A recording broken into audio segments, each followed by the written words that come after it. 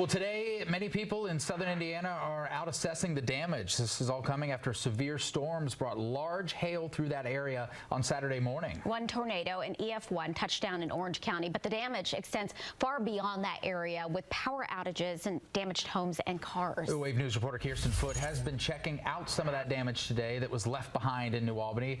Kirsten, what all have you seen?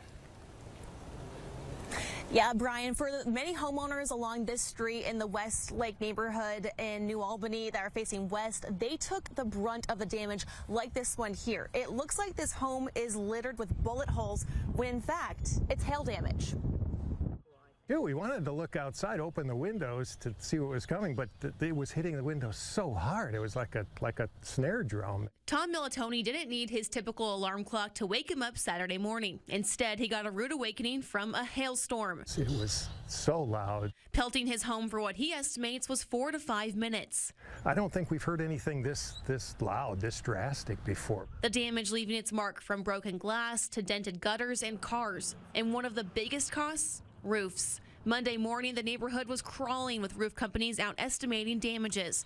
And this isn't the first time Militoni has had to deal with it. These two houses right here have each had 3 roofs in 20 years. So this will be our 4th roof. Our house is facing south, and these storms come from the west-southwest, and they seem to come right up this street. Other neighbors like Paul Lucas have been unscathed by past storms, but this time his number was up as he's now needing a brand new roof. There's always a perspective that it could have been worse, especially seeing the tornadoes that were down south. You know, we didn't have to experience anything like that. So hail is unfortunate, the damage to the vehicles and the houses, but it could have been a lot worse. And through all the storms that hit New Albany and parts west of here, no serious injuries have been reported.